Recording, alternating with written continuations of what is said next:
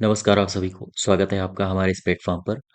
हम लोग ग्राम पंचायत अधिकारी के टॉप 1000 क्वेश्चंस कर रहे थे और उसका ये सेट नंबर 7 है। और इसकी अगर आपको पीडीएफ चाहिए तो आप हमारे टेलीग्राम चैनल को ज्वाइन कर सकते हैं, वहां से आप पीडीएफ डाउनलोड कर लीजिएगा। और अगर आपने इसके पहले के सेट नहीं देखे हैं ग्राम पंचायत अधिकारी के, तो आप उनको भी देख सकते हैं। हमारी प्लेलिस्ट बनी हुई है ग्राम पंचायत अधिकारी के नाम से, आप वहां जाके उसको देख सकते हैं। तो चैनल को सब्सक्राइब करिए, वीडियो को शेयर करिए। क्वेश्चन हम लोग कर चुके थे 150 और उसी के आगे शुरू करते हैं। एक तरफ समितियां दी हैं और एक तरफ सुझाव दिए हैं कि किस समिति ने कौन सा सुझाव दिया था। तो उसी में पूछा है कौन सा सुमेलित नहीं है। सिंघवी समिति सिंघवी समिति ने सुझाव दिया था कि पंचायती राज को संवैधानिक दर्जा दिया जाए। ये सही है। पीके थुंगन समिति ने कहा था कि राज्य सूची में पंचायती राज को डाला जाए। ये गलत है।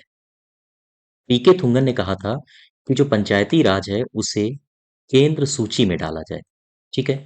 राज्य सूची में डालने का विचार इन्होंने नहीं दिया था। अच्छा, अशोक मेहता ने क्या कहा था? अशोक मेहता ने कहा था कि जो पंचायती राज होता है उसे दो स्तर का बनाया जाए। ठीक है। बलवंत राय मेहता समिति ने कहा था कि पंचायती राज को त्रिस्तरीय बनाया जाए। तो ये भी हमारा सही है। हमसे पूछा है गलत कौन है? पीके थुंगन समिति वाला वाला गलत हो जाएगा। अब यहाँ से आप एक जानकारी लो। ये जो एल.एम. सिंघवी समिति है ये गठित कब हुई थी? याद रखिएगा 1986। इनके ईयर्स भी पूछे जाते हैं तो आप इनको याद रखिए। पीके थुंगन समिति कब गठित हुई? 1988 में। अशोक मेहता 1977 में गठित हुई थी, जबकि बलवंत राय मेहता समिति 1957 में गठित हुई। ठीक है, याद रखिएगा इनको। नेक्स्ट देखो, Gram Swaraj e learning portal का शुभारंभ कब किया गया? ई लर्निंग पोर्टल का शुभारंभ कब किया गया आपसे ये पूछा गया है। तो ई लर्निंग पोर्टल का शुभारंभ किया गया था 17 फरवरी 2020 में। फरवरी 2020 इसका सही उत्तर हो जाएगा। ठीक है, याद रखिएगा इसको। नेक्स्ट देखो, क्वेश्चन नंबर 153। किस समिति की सिफारिश पर पंचायतों के लिए ग्राम सेवक या सचिव की नियुक्ति किए जाने की संभावना है, किए जाने का प्रावधान है? यानी किस में ये संभावना जताई गई थी, किस समिति में, कि ग्राम सेवक का पद सृजित किया जाए?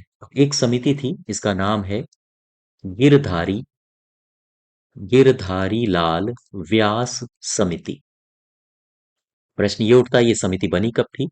1973 में ये समिति बनाई गई थी राजस्थान पंचायत राज व्यवस्था में सुधार करने के लिए। और इसी समिति ने सुझाव दिया था कि सेवक का ग्राम सेवक नामक एक पद का सृजन होना चाहिए। और यही ग्राम सेवक पद आजकल यानी कि वर्तमान में वीडियो कहलाता है, ग्राम विकास अधिकारी। ठीक है। तो हमारा सही उत्तर हो जाएगा गिरधारी लाल व्यास समिति। आपसे पूछा जाए ये कब बनी थी तो याद रखिएगा 1973 में। नेक्स्ट देखो, स्थानीय स्वशासन एक ऐसा शासन है जो अपने सीमा क्षेत्र में प्रदत्त अधिकारों का उपभोग करता है। ये कथन किसका है? फिर से समझो, स्थानीय स्वशासन एक ऐसा शासन है जो अपने सीमा क्षेत्र में प्रदत्त अधिकारों का उपभोग करता है। ये कथन है GDH कौल साहब का।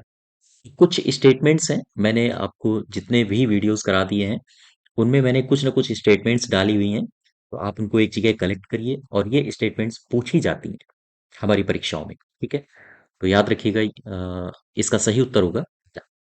नेक्स्ट देखो, जन्म मृत्यु रजिस्ट्रीकरण अधिनियम 1969 की बात हो रही है। इस अधिनियम के अनुसार प्रपत्र संख्या 6 का संबंध किससे है? तो ये आप याद रखिए। ये जो जन्म मृत्यु रजिस्ट्रीकरण अधिनियम है उसमें कुछ प्रपत्र दिए गए हैं, प्रपत्र संख्याएं, और उसमें कुछ वर्णित विषय दिए गए हैं। तो ये हमारी परीक्षाओं में पूछ लिए जाते हैं। तो अब इनको एक एक करके देख लेते हैं। प्रपत्र संख्या एक में क्या दिया है? एक में दिया है जन्म सूचना प्रपत्र। तो आपसे अगर पूछा जाए कि जन्म सूचना प्रपत्र के बारे में किस प्रपत्र संख्या में जानकारी मिलती है तो संख्या होगा एक। ठीक है। दूसरे में क्या जानकारी मिलती है? दूसरे में प्रपत्र संख्या 2 में जानकारी मिलती है मृत्यु सूचना प्रपत्र के बारे में। अर्थात मृत्यु सूचना प्रपत्र ये किस प्रपत्र संख्या में है? 2 में। ठीक है। तीसरा प्रपत्र संख्या देख लो, इसमें दिया गया है मृत जन्म सूचना प्रपत्र। तो बहुत बारीक अंतर है, इनको बहुत ध्यान से देखना है। ठीक है, प्रपत्र। अब देखो चौथे प्रपत्र संख्या में क्या है, चौथा बोले या फिर चौथे का बोले, दोनों सेम है, याद रखिएगा इनको।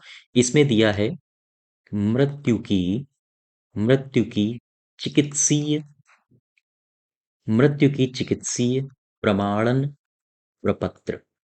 इसके बारे में हमें जानकारी मिलती है प्रपत्र संख्या 4 में। एज इट इज रट लेना है आपने, ठीक है, इसमें बहुत कुछ समझने वाला या रॉकेट साइंस नहीं है। और इस तरह के क्वेश्चंस पूछे जा सकते हैं, जैसे ये क्वेश्चन पूछा गया है प्रपत्र संख्या 6 में क्या है, तो ऐसे आपसे प्रपत्र संख्या 1 भी पूछ सकता है, 2 भी पूछ सकता है, तो एज इट इज रटना है। प्रपत्र संख्या 5 में क्या है, प्रपत्र संख्या जो 5 है उसमें दिया है जन्म प्रमाण पत्र। ठीक है, आपसे पूछा जाए कि जन्म प्रमाण पत्र के बारे में किस प्रपत्र संख्या में वर्णित है जन्म प्रमाण पत्र, तो आंसर होगा 5वां। और छठे में क्या वर्णित है, छठे में है मृत्यु प्रमाण पत्र। तो आपसे यही पूछा गया है प्रपत्र संख्या 6 में क्या संबंध है यार, यानी कि 6 जो प्रपत्र संख्या है उसमें उसका विषय क्या है, उसका विषय है मृत्यु प्रमाण पत्र। ठीक है, नेक्स्ट देखो, उत्तर प्रदेश में गांव सभा व गांव समाज के क्षेत्राधिकार का सम्मेलन कब किया गया। उत्तर प्रदेश में जो पंचायतों के विकास का दूसरा चरण, अगर आपने उत्तर प्रदेश में पंचायतों का विकास पूरा पढ़ा होगा, तो जो उसका दूसरा चरण है, दूसरा चरण किसका, पंचायतों के विकास का, उत्तर प्रदेश की मैं बात कर रहा हूँ। ठीक है, ये सारा का सारा मैटर उत्तर प्रदेश के ही परिप्रेक्ष्य में है, क्योंकि यहीं से प्रश्न वीडियो में सॉरी वीपीओ में पूछे जा सकते हैं। तो उत्तर प्रदेश में जो पंचायतों के विकास का दूसरा चरण है, वो 1953 से लेकर 1954 से 1959 से 1960 तक इसका दूसरा चरण जारी रहता है। ठीक है, पंचायतों के विकास का दूसरा चरण उत्तर प्रदेश में। और इसी दौरान एक वर्ष आता है 1955। 1955 में क्या हुआ, 1955 में हुआ ये कि जो पंचायतें थीं, पंचायतों का दूसरा आम चुनाव हुआ। ठीक है, आम चुनाव हुआ, ध्यान दें, उत्तर प्रदेश में पंचायतों का दूसरा आम चुनाव कब हुआ, 1955 में। और यही वो साल था जब ग्राम सभा और ग्राम समाज ग्राम समाज के क्षेत्राधिकार को मर्ज कर दिया गया, यानी कि एक कर दिया गया, याद रखिएगा। और यही वो साल था 1955, जब 1955 के चुनाव के बाद जो पंचायत अदालतें थीं, पंचायत अदालतें, इनका नाम परिवर्तित कर दिया गया, इनके नाम में परिवर्तन कर दिया गया। अब पंचायत अदालतें कही जाने लगी थीं न्याय पंचायत। तो ये भी प्रश्न हमारे एग्जाम में पूछा जाता है कि किस वर्ष के बाद से या कौन से आम चुनाव के बाद से पंचायत अदालतों का नाम न्याय पंचायत पड़ा। तो याद रखिएगा 1955 का आम चुनाव के बाद से, यानी कि दूसरे आम चुनाव के बाद से। हमारा सही उत्तर हो जाएगा 1955। ठीक है, उत्तर प्रदेश में गांव सभा और गांव समाज के क्षेत्राधिकार का सम्मेलन कब किया गया, 1955 में, याद रखिएगा। नेक्स्ट देखो, भारतीय संविधान के किस भाग में तीनों सोपानों को बताने की परिकल्पना की गई है। कौन सा भाग है, भाग है 9। इसी में है पंचायती राज। ठीक है, और इसी पंचायती राज में है तीन सोपान। सबसे पहले ग्राम स्तर पर, दूसरा मध्य स्तर पर, और तीसरा क्या है, तीसरा है ग्राम हो गया, मध्य हो गया, और जिला स्तर पर। ठीक है, तो ये तीन सोपानों की व्याख्या हमें मिलती है भाग 9 में। ठीक है, क्या बता सकते हो आप कहां से कहां तक आर्टिकल है, आर्टिकल है 243 से लेकर 243 का ओ तक। ठीक है, यहां तक विस्तारित है ग्राम पंचायत। नेक्स्ट देखो, सॉरी ग्राम पंचायत बोल दिया, पंचायती राज, यहां तक विस्तारित है पंचायती राज। ठीक है, नेक्स्ट देखो, 158, पंचायत का सदस्य अगर बनना है तो आपको कम से कम कितनी उम्र होनी चाहिए आपकी। तो याद रखिएगा, पंचायत का अगर सदस्य बनना है तो कम से कम आपको 21 साल का होना चाहिए, 25 साल का। लोकसभा का मेंबर अगर बनना है तो 25 साल, राज्य सॉरी विधानसभा का सदस्य बनना हो तो 25 साल होना चाहिए। अगर आपको पीएम बनना है तो 25 साल। डिपेंड ये करता है कि पीएम राज्यसभा से आ रहा है या लोकसभा से। अगर पीएम लोकसभा से आ रहा है तो 25 साल, राज्यसभा से आएगा तो 30 साल। सीएम बनना है तो फिर 25 साल। ठीक है, तो ये कुछ एज हैं जो हमारी परीक्षाओं में पूछी जाती है। जैसे गवर्नर बनना है तो 35 साल। राष्ट्रपति बनना है 35 साल, उपराष्ट्रपति बनना है 35 साल। तो हमने जो ग्राम पंचायत, सुबह हमारी सीरीज चल रही है संविधान की, वहां इन सबको मैंने डिटेल में करवा रखा है, तो आप देख सकते हैं वहां से। इसका जो सही उत्तर हो जाएगा वो 21। ठीक है। नेक्स्ट देखो, ग्राम सभा स्थापित करने और ग्राम पंचायत का संचालन करने में उत्पन्न कठिनाइयों को दूर करने में कौन सक्षम होता है? फिर से समझो, ग्राम सभा की स्थापना करना है और ग्राम सभा के संचालन के लिए नियम बनाना है, तो इसके लिए कौन सक्षम होगा? इसके लिए सरकार ही सक्षम होती है ना? कोई भी किसी भी प्रकार से अगर ग्राम सभा का गठन किया जाना है तो फिर स्टेट स्टेट यानी कि स्टेट लेजिस्लेचर, राज्य का विधानमंडल यही सक्रिय होगा, यही सब कुछ करेगा। ठीक है। नेक्स्ट देखो, उत्तर प्रदेश पंचायती राज अधिनियम 1947 के अंतर्गत ग्राम सभा का तात्पर्य क्या है? ग्राम सभा क्या है? आप ऐसे समझो, ग्राम सभा। अगर आपसे मैं ये पूछूं कि ग्राम सभा की परिभाषा, संयुक्त प्रांत पंचायती राज अधिनियम 1947 की मैं बात कर रहा हूं, इस 47 अधिनियम में ग्राम सभा की परिभाषा किस धारा में दी है? ये धारा आपसे पूछ सकता है, इसलिए धारा आपको याद रखना है। ग्राम सभा की परिभाषा किस धारा में है? धारा है 2 का 6। इसको आप एज इट इज रट्टा मार लीजिए। ठीक है। अब देखो, अब अगर मैं आपसे यहीं से मैं प्रश्न और कर रहा हूं कि मुझे ये बताओ, ग्राम सभाओं की स्थापना स्थापना और संगठन, इसका वर्णन किस अध्याय में है? और अध्याय किसका? इसी का अध्याय किसका? संयुक्त प्रांत पंचायती राज अधिनियम 1947 के कौन से अध्याय में ग्राम सभाओं की स्थापना और संगठन है? याद रखिएगा, अध्याय है 2। ठीक है। अब प्रश्न में वापस आओ। उत्तर प्रदेश पंचायती राज अधिनियम 1947 के अंतर्गत ग्राम सभा का तात्पर्य क्या है? इस धारा में ग्राम सभा के बारे में कहा गया है कि ग्राम सभा में निर्वाचन सूची में रजिस्टर सभी व्यक्ति ग्राम सभा के मेंबर्स होते हैं। तो याद रखिएगा, ग्राम सभा से तात्पर्य क्या है? निर्वाचन सूची में रजिस्टर सभी व्यक्ति। ठीक है। नेक्स्ट देखो, अब यहां से क्वेश्चन नंबर 161। पंचायत के संदर्भ में सत्य कथन कौन सा है? पंचायत के संदर्भ में सही कथन पहचानना है। प्रत्येक राज्य में पंचायत अपने प्रथम अधिवेशन की तारीख से 5 साल की निश्चित अवधि तक कार्य करेगी। बिल्कुल सही है। 5 साल कार्यकाल होता है। 5 वर्ष की अवधि की समाप्ति से पूर्व ही नए निर्वाचन करवा लिए जाएंगे। ये भी सही है। और 6 महीने के अंदर करवा लिए जाएंगे। विधि द्वारा विहित प्रक्रिया के द्वारा इन्हें 5 वर्ष की अवधि से पूर्व भी विघटित किया जा सकता है। पंचायतों को 5 वर्ष के पहले भी विघटित किया जा सकता है, ये भी ध्यान रखो। तो इसमें सभी सही है। ठीक है। नंबर नेक्स्ट देखो, ई चौपाल ये कब शुरू किया गया? ई चौपाल याद रखना है आपने, ये इस तरह के प्रश्न पूछे जा सकते हैं। जैसे मैं कहूं ई चौपाल, ये कब शुरू हुआ? मैंने आपसे पूछा ई दाखिल, ये कब शुरू हुआ? मैं आपसे पूछूं ई लर्निंग, ई लर्निंग ये कब शुरू हुआ? तो ये तीनों याद रखिए। ई चौपाल कब शुरू हुआ? ये चौपाल शुरू हुआ जून 2000 में। ठीक है। ई दाखिल कब शुरू हुआ? 7 सितंबर 2020 में। ई लर्निंग कब शुरू हुआ? 17 फरवरी 2020 में। तो ये तीनों याद रखिए। आपसे ये चौपाल पूछा गया है तो आंसर हो जाएगा, ये जून लिख दिया मैंने, जून है, जून 2000 में। ठीक है। नेक्स्ट देखो, राज्य निर्वाचन आयोग को किसके द्वारा कर्मचारी उपलब्ध कराए जाते हैं? राज्य निर्वाचन आयोग को किसके द्वारा कर्मचारी उपलब्ध कराए जाते हैं? ये उपलब्ध कराए जाते हैं राज्यपाल के द्वारा। आंसर हो जाएगा राज्यपाल। ठीक है। नेक्स्ट देखो, अच्छा, राज्यपाल के द्वारा उपलब्ध कराए जाते हैं किसे? राज्य निर्वाचन आयोग को। क्या मुझे आप बता सकते हो राज्य निर्वाचन आयोग ये किस आर्टिकल में है? 243 का के या फिर 243 का टा। ठीक है। अच्छा, ये जो राज्य निर्वाचन आयोग है, ये चुनाव किसके करवाता है? पंचायत के चुनाव करवाएगा और नगर पालिका के भी ये चुनाव करवाता है। ठीक है।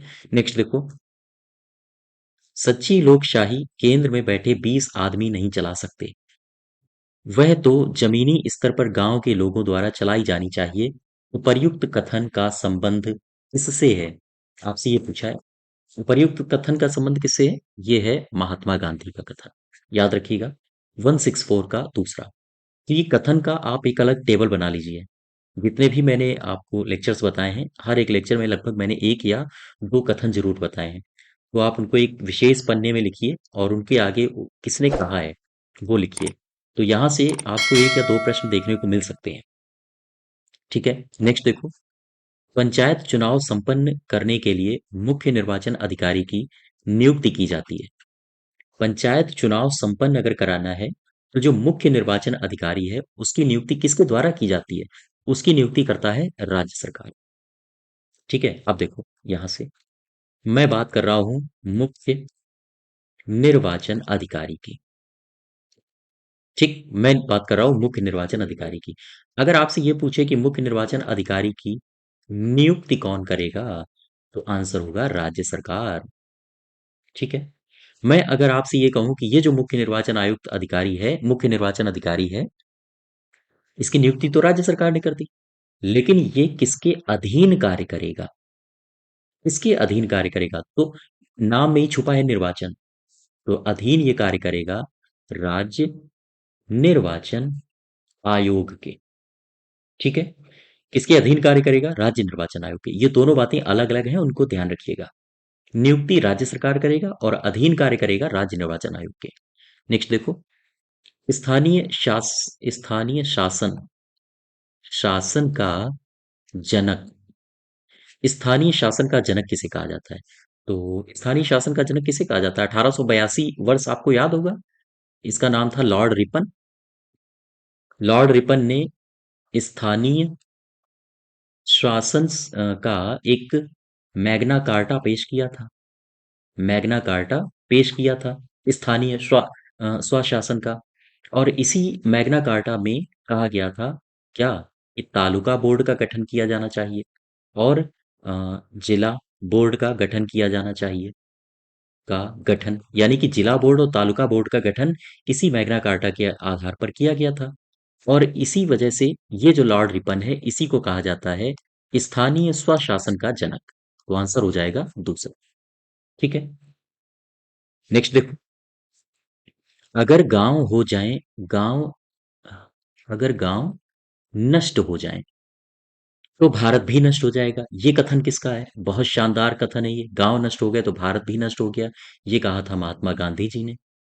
ठीक है, तो याद रखिएगा महात्मा गांधी। सारे कोटेशंस, ये सारे कोट्स जो भी हैं, वो आप एक जगह लिख लीजिए, याद करिए इनको। नेक्स्ट देखो, 2011 की जनगणना के आधार पर भारत के गांव में कुल, एक मिनट, भारत में गांवों की कुल संख्या कितनी है ये पूछा है। 6.40 है, ये आंसर हो जाएगा 6.40। ये पीछे दो तीन एग्जाम में भी पूछा गया है ये क्वेश्चन, तो इसको गंभीर इस पर नजर बनाए रखिए, ये प्रश्न बार बार रिपीट होता है। ठीक है, नेक्स्ट देखो, 169, पंचायती राज विभाग उत्तर प्रदेश द्वारा जारी नागरिक चार्टर के 7 विषयों में शामिल कौन सा नहीं है?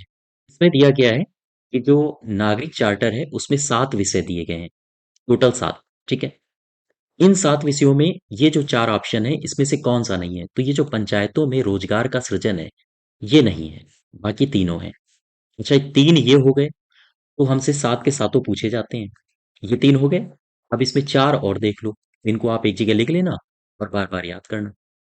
इसमें 4 मैं और बता रहा हूँ, 1 2 3 विषय ये हो गए, और चौथा देखो क्या है, चौथा है पंचायतों को या दायित्व पंचायतों का दायित्व कार्य में पारदर्शिता पारदर्शिता, कामा ग्रामीण प्रशासन एवं विकास, ये एक विषय है चौथा। पांचवा विषय क्या है? पांचवा है पंचायतों के प्रति जनता का दायित्व, जनता का दायित्व। ठीक है, और छठा क्या है? छठा है ग्राम, गलत लिख किया, ग्राम पंचायतों पर अ, नियंत्रण। ठीक है, ये छठा है। और सातवां क्या है? सातवां है अ, विकेंद्रीकरण, विकेंद्रीकरण कार्यक्रम। तो ये 7 टॉपिक्स हैं, 7 विषय हैं जो आपको हर हाल में याद करने हैं। यहाँ से कुछ ना कुछ पूछ सकता है, ठीक है? तो ये पहला विषय हो गया, दूसरा विषय ये हो गया, तीसरा विषय ये हो गया और चौथा विषय कौन-सा है? हाँ, ये चौथा है, 5वां, छठा और 7वां। इन 7 के सातों को आप एक जगह लिख के रिवाइज़ कर सकते हो। नेक्स्ट देखो, ग्राम सभा में बिजली गिरने से अगर मौत होती है, तो फिर मुआवजा सरकार से दिलाने के लिए दस्तावेज तैयार करने में हमारी मदद कौन करता है? ये सबको पता होगा, मदद हमारी करता है ग्राम पंचायत सहायक, ठीक है? ग्राम पंचायत सहायक हमारी मदद करता है। नेक्स्ट देखो, पंचायतों के राजस्व के निम्न स्रोतों पर ध्यान दीजिए, यानी पंचायतों को राजस्व कहाँ-कहाँ से मिलता है? पहला है नाबार्ड, ये गलत है। राज्य संचित निधि से सहायता अनुदान देकर, ये भी सही है, ये सही है। केंद्र द्वारा प्रायोजित योजनाओं के लिए आवंटन के द्वारा, ये भी सही है। केंद्रीय सहकारी बैंकों से सहायता मिलती है, हाँ बिल्कुल मिलती है। वित्त आयोग द्वारा स्थानीय निकाय अनुदान के द्वारा भी इसको सहायता मिलती है पंचायतों को, बिल्कुल सही है।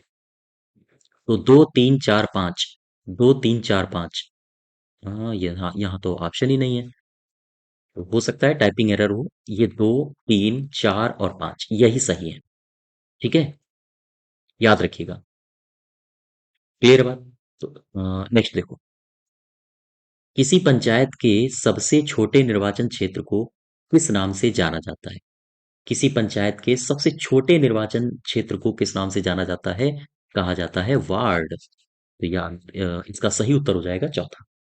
अच्छा, अगर हम आबादी के अनुसार पंचायत की सीटों की बात करें, यानी कि निर्वाचित सदस्यों की बात करें, तो आओ देख लेते हैं जरा एक नजर में इनको।